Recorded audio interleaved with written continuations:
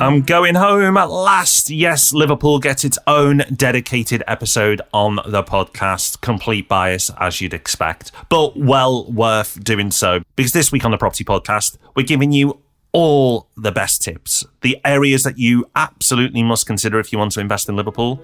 The areas that you probably want to avoid. And my cheeky wildcard.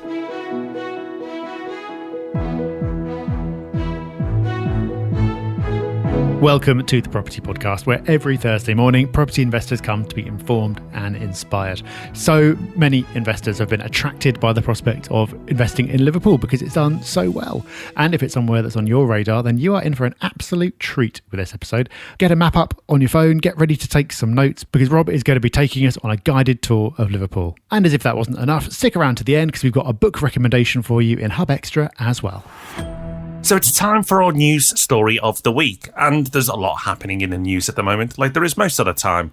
So property doesn't always get the front and centre attention we like to see it have. And the news out this week should really have the attention of property investors, Rob, because the government has talked for a long time about different measures they want to bring in, but that talk is finally turning to action. Yes, or at least talk about imminent action. So the new session of Parliament opened last week with the Queen's speech, and it mentioned absolutely tons of legislation to be brought forward across all kinds of areas.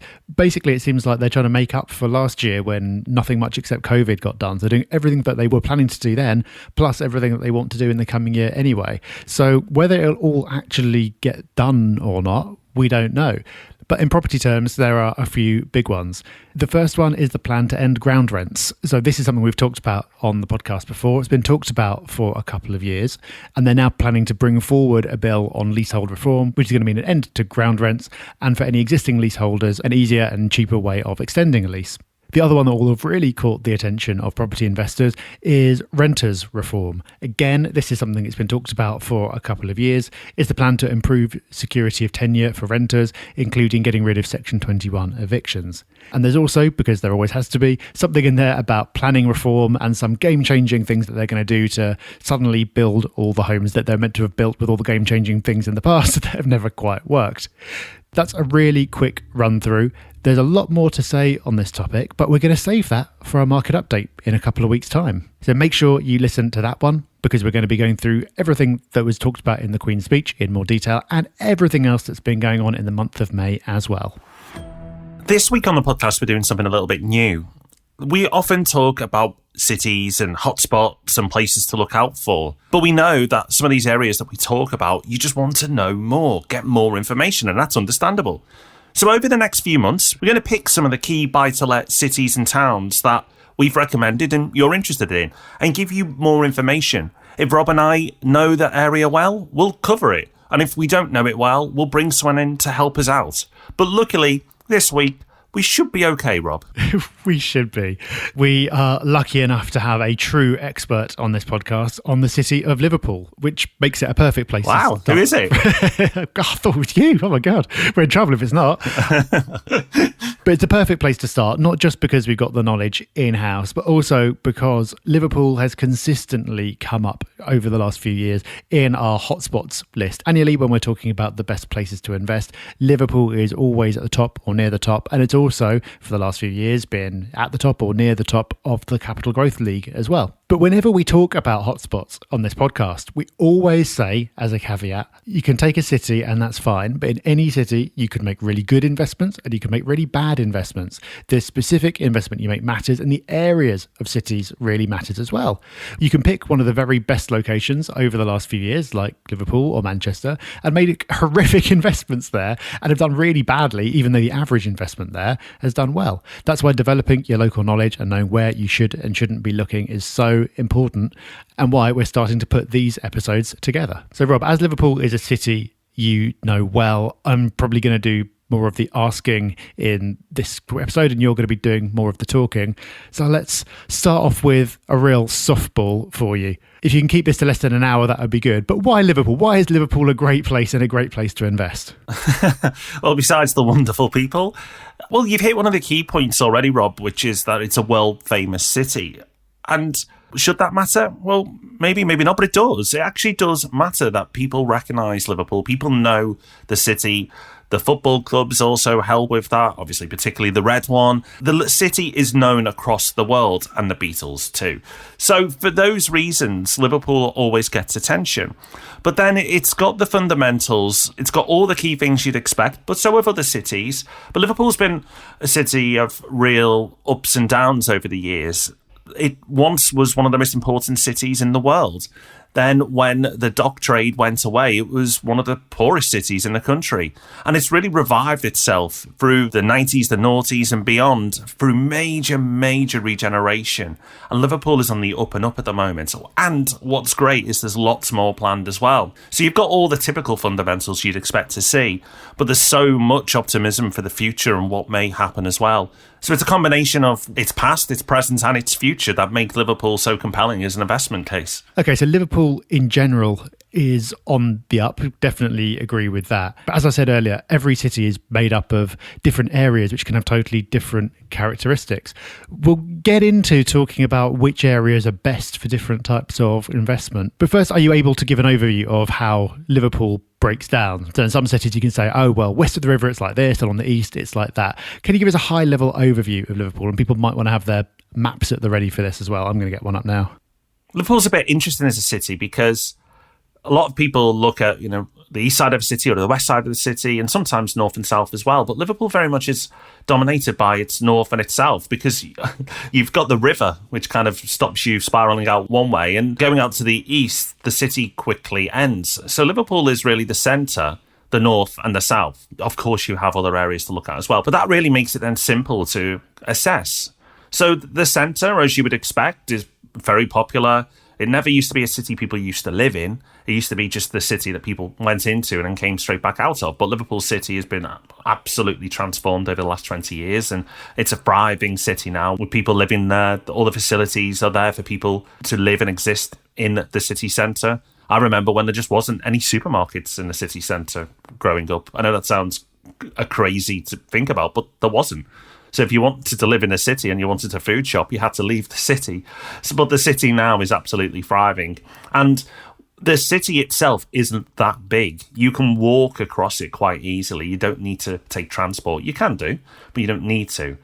Then you've got the north and the south. Can you put some boundaries on the city centre? So if someone's looking at a map, they can sort of see where you consider the city centre as ending. I'm sure there's an official answer to this, but if you're looking at the south and you're looking at a map, you've got kind of Upper Parliament Street to the south of the city. And then to the north of the city, once you reach Vauxhall, in my mind, you're out the city centre. And actually on a map, that's not too big of an area. So to the north, as soon as you reach Vauxhall, which is quite clearly marked out, you'll know you're outside the city. And to the south, Upper Parliament Street marks it the other way. So if you open a map up, it's quite easy to see. Yeah, got that. I can see that. And so in the city centre, you've got the Albert Dock, you've got the waterfront in general, you've got Liverpool One, which I'm sure you'll talk about at some point. That's a major development. If you go out east of the city centre, you get to the University of Liverpool. I'm sure we'll talk about universities when we talk about HMOs, but do you consider that part of the city centre? Is there an easterly boundary to it? So once you reach Kensington to the east, which is right by the university, then for me, you're outside the city centre. So again, this is not official. This is the Rob Pence version of Liverpool. So there may be a clear boundary, but for a local, you would consider, once you get to the university, any further beyond that, you're outside the city centre. And obviously to the west, you've got the River Mersey. So if you start to get wet, you've reached the boundary. Okay, perfect. So we know what we're talking about now. That's the city centre. What's going on to the north of that? So to the north of that, you've got property prices at probably its cheapest in Liverpool. So North Liverpool is home to Liverpool Football Club, Anfield, and Goodison Park, which is home to Everton. Both of those very, very close to each other, walking distance, separated by Stanley Park. And then eventually you get to sort of North Liverpool, where the property prices start to increase again. It's quite a funny city, Liverpool, the way it changes. And you reach Waterloo and Crosby and Blundell Sands, and you've got some of the most expensive properties in the city in those areas, right by Crosby Beach. A lot of footballers live up that way. A real mix, but that's what makes the city so interesting. Okay, perfect. And what about south of the city centre? So south, you immediately come to Toxteth, which in the 80s was probably the area you would avoid. It was known for, not being the greatest part of the city. Completely transformed. It's incredible. And it's probably its close proximity to the city that has happened. And then you go on to Sefton Park, which is, in my mind, one of the nicest parts of the city. Beautiful, beautiful park. The areas all around them, very, very nice, very trendy. Continues into Allerton, which is lots of wine bars and Egbert, that type of vibe and situation. And then it goes the other way. So whereas you go to north, it goes cheaper and then more expensive. To the south, you've got those nice areas, which prices are a little bit more. And then you start to move towards the airport. And the fundamentals are excellent there, but property prices are, again, a bit cheaper. Okay, excellent. So I could see all that on the map. That all makes sense. We're going to get into where to look at for different types of investment. Before we do that, are there any other regions or designations we need to be aware of? If people are looking at Liverpool for the first time, they may wonder what's on the other side of the River Mersey. That's the Wirral. I lived there for a long part of my life as well. It's very different setup. Doesn't mean you shouldn't invest in there. Like Liverpool, it's a very mixed area with some super affluent areas and some areas that are a little bit more challenged. But just because it's close to Liverpool doesn't make it the same as Liverpool. So while we're giving lots of people loads more information today on Liverpool itself, if you're interested in the Wirral, please go and do your research. And what we're talking about today is very separate. Okay, so let's talk about where to buy in Liverpool. And again, this is all heavily caveated with the point that even though we're going to give you pointers about where to look at and where to avoid for certain types of investment, it's still very subtle. When you're making a property investment, you need to develop your local knowledge. It can be that one end of a street is great or one side of a street is great and the other isn't. You definitely shouldn't just lock onto an area and assume that anything in that area is going to be a good investment, because that's not the case. But let's give some guidance. So first category then, capital growth potential. I'm investing in Liverpool. I believe in the future of the city. I think it's going to do great in the long term. Where should I be investing to get the best chance of capital growth? So if we focus in the city centre to begin with, I could be lazy and just say the city centre, but there's two areas that stand out for me in the city centre for more solid potential around capital growth. I'm sure we'll come to more speculative bets, if you like, on areas that might become good and then benefit from growth, but kind of your steady eddies, your places that you should do quite well. For me, in the city, there's two. You've got the Baltic Triangle, an area that really didn't exist 10 years ago, and it's super trendy, beautiful buildings, really on the up and up. Word of caution, there's a lot of new builds in Baltic Triangle now, and there's been a lot of bad press about some of the developers who are developing in Liverpool. So if you are going to go for a new build, do loads and loads of research, but you may want to check out the second-hand market, but be very careful. Like with any investment, you should do loads of research, but just particularly in this area. But it's worth spending that time because it is a beautiful part of the city and is going to benefit from a new train station shortly as well, which should help it no end. And then the other area of the city, which is just absolutely stunning, is the Georgian Quarter. Probably gives it away in the name, but it's where it's full of Georgian buildings. Again, walking distance into the shops, the bars, everything you'd want. Beautiful, beautiful squares, really quiet. Feels like you're actually miles away from a city at times, but you're not. And buildings of that quality, for me, will always do well. It's a beautiful area now. It'll continue to be a beautiful area. And good areas stay good. So there, for me, in the city centre, the two safer bets. Okay, and what about if you go a bit further out outside the city centre? So to the north, the very, very safe bet, I don't think your yields will be very good, but your very safe bet is around Formby, where the footballers live, maybe Crosby, Waterloo, that type of area. As I say, I don't think the yields will be anything to write home about, but safe, solid bet. To the south, around Sefton Park, going out to Allerton or Egbert, two areas I've mentioned already. Sefton Park, you've got Lark Lane, which is the sort of the main high street, which has got very nice sort of wine bars, delicatessens, that type of setup. Very, very nice. But close proximity to Sefton Park, I think, again, will always do well.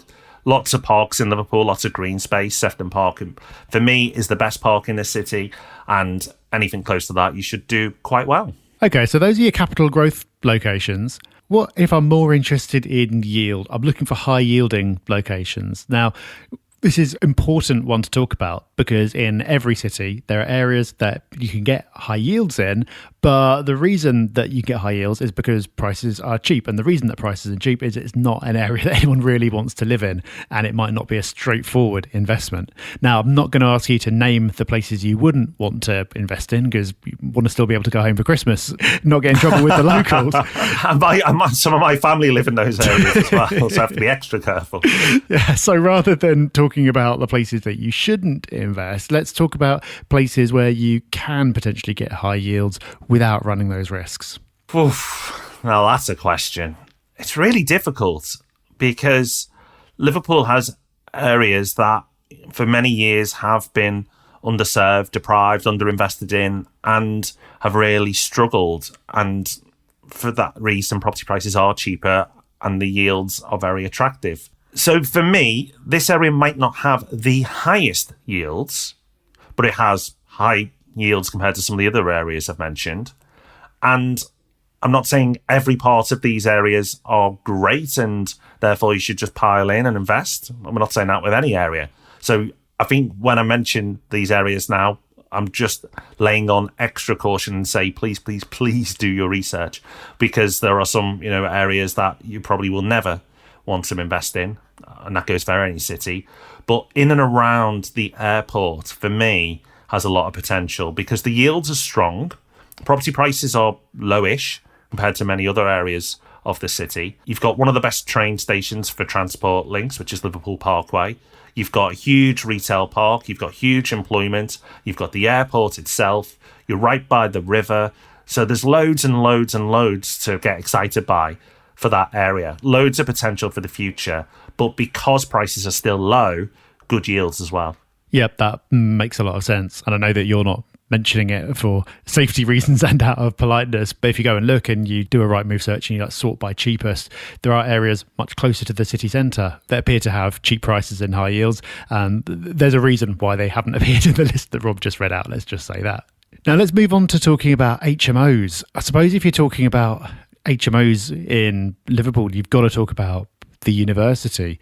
So clearly in Liverpool, there's loads and loads of students. It's a great student city. That means there's loads of need for student accommodation. Is there an opportunity there? Yeah, because it's not the university, it's the universities. You've got Liverpool, John Moores and Liverpool Hope. So you've got loads and loads of students who really do change the feel of the city when they're there and they're present, because there's so many of them.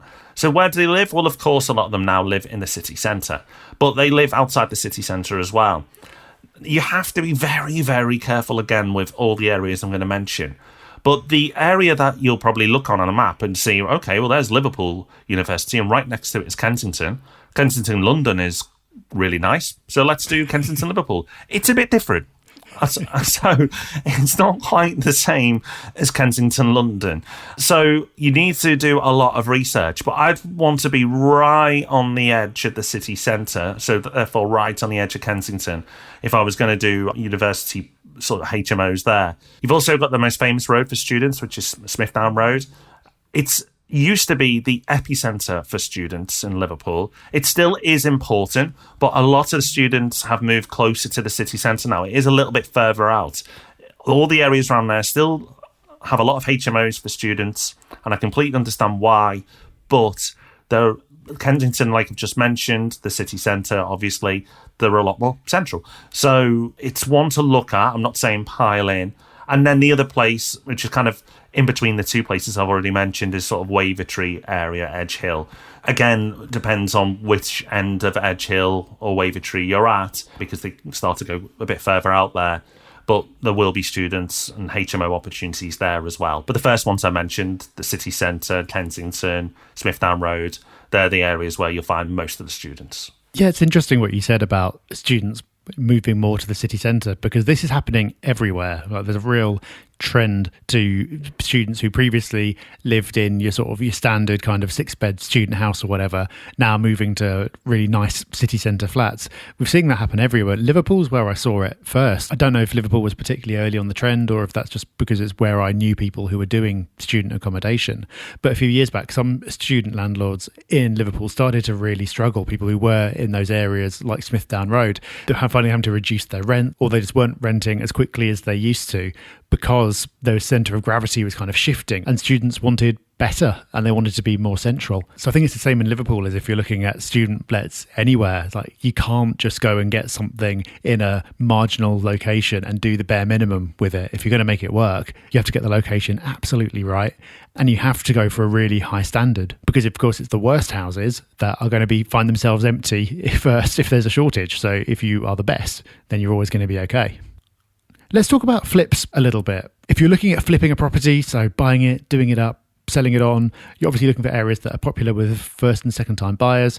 You're looking for residential areas. You're looking for places where the market's moving quickly. Anywhere you can think of in Liverpool that fits the bill for a flip? There's a few places I've mentioned already, and there's a few more I'll add to that you should look at and start to consider. Again, do your research. But we've talked about the Sefton Park area. We talked about Allerton. We talked about Egbert, Calderstones as well. Really nice. Another lovely park there. So, areas to look at. You've got Old Swan.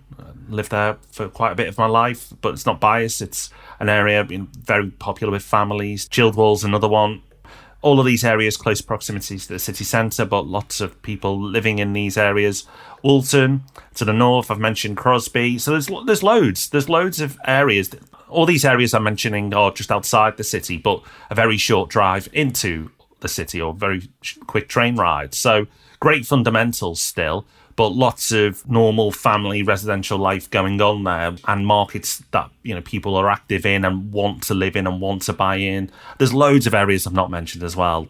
So if anyone's from Liverpool and I've not mentioned your area, it's not because I don't think it's good. It's just because, as you'll know, there's lots of areas that you can invest in. But there's a few to get you started. So I'm just going to ask about one more type of investment specifically, then we'll get into the lightning round.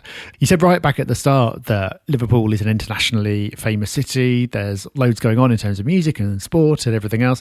That means there's loads of tourism in Liverpool. Does that mean there's an opportunity for holiday lets?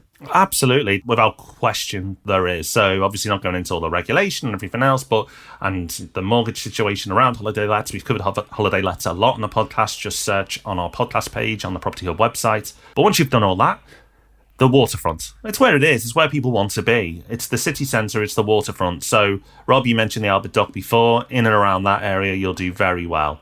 I mentioned the Georgian Quarter as well, so you may want to consider there. But really, because the city centre's small, as long as you are in the city centre itself and you can walk to everything you'd want to be able to walk to, the holiday lets will do quite well. I know some people operate near the football grounds. You're probably not going to get much in the way of holiday lets when the teams aren't playing, but because property prices are cheaper, it might be an interesting strategy to investigate. But it's in the city centre. The waterfront obviously is the plum stuff.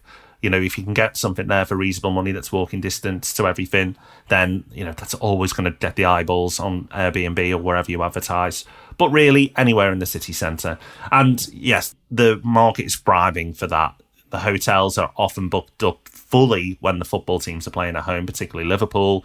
But then you've got so many festivals when they're allowed to happen in the city as well. It's a city that people want to visit. It's absolutely brilliant. And if you've not had a weekend away in Liverpool, and with travel being so difficult these days, I'd highly, highly recommend it.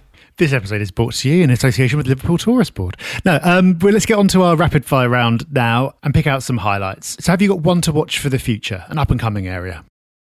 Okay, Vauxhall. If you look on a map, it's north of Liverpool. For me, the boundary is the A59. So if you're looking at a map, it's the west of the A59 all the way to the waterfront.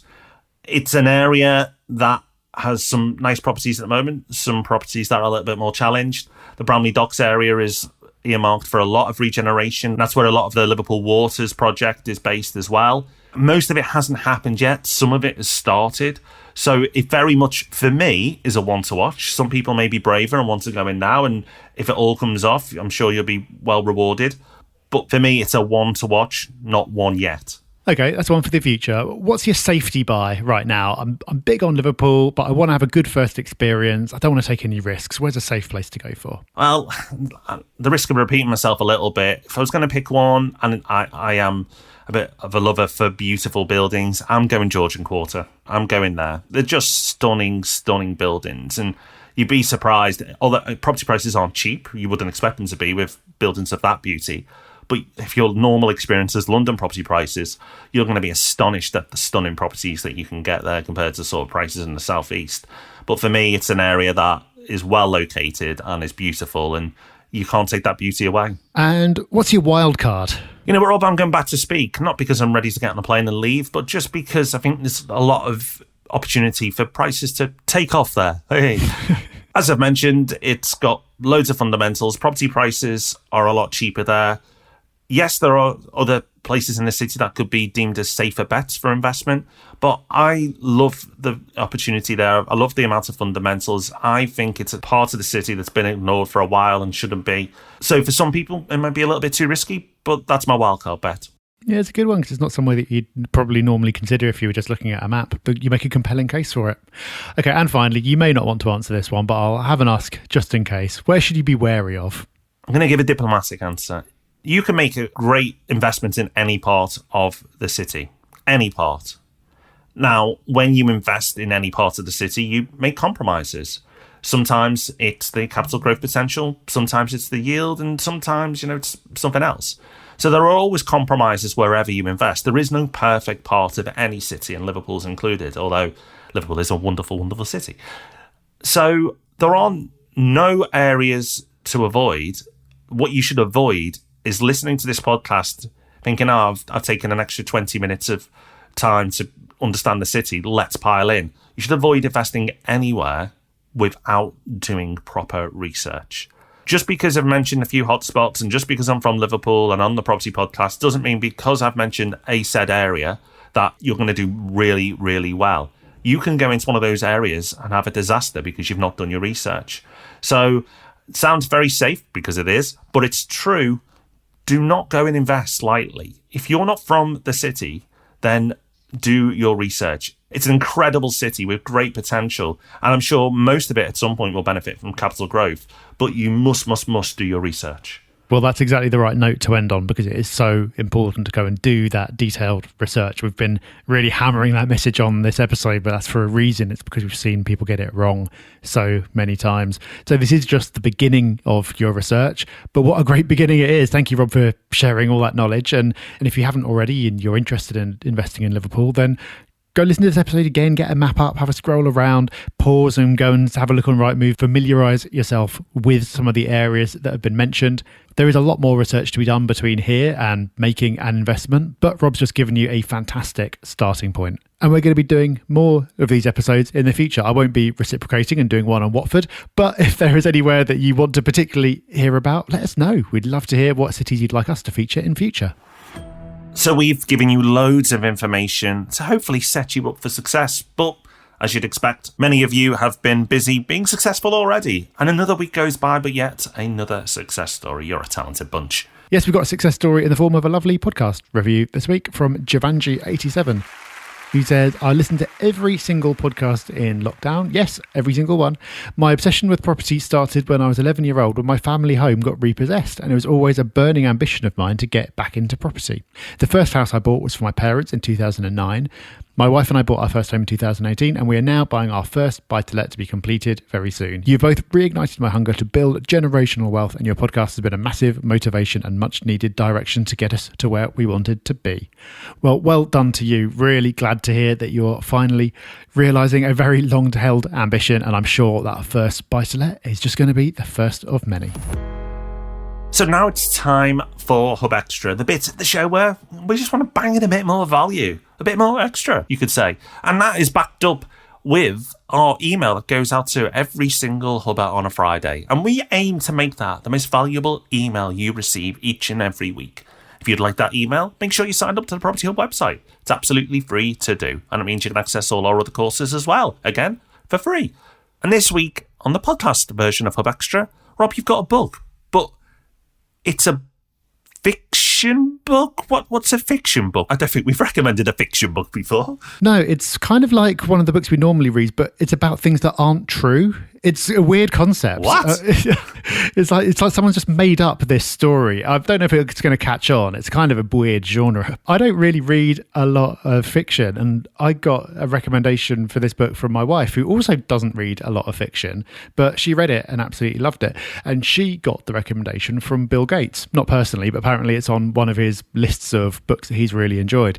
It's called The Rosie Project. It's by Graham Simpson, and it's a story about someone who's got Asperger's syndrome, syndrome and a questionnaire that he puts together to try to find the perfect wife. And it's just a really lovely, easy read. It's a bit silly, it's quite funny, it's not high literature or anything like that, but it's just a really good, easy read. I got through it in a couple of weeks, just reading a few pages before bed each night. It's perfect for that kind of thing. So if you do want to have a break from the real world and just have a really nice, easy, enjoyable read, thoroughly recommend it. Rob, we're going to have to mix up the blogs that we read because I did not know what you were going to recommend. I found out just then as you recorded it. And I've actually read that recommendation by Bill Gates as well and gifted it to my wife a while back. And she very much enjoyed the books as well. So I've got a copy in the house somewhere. So I'll have to go and pick that up and give it a go.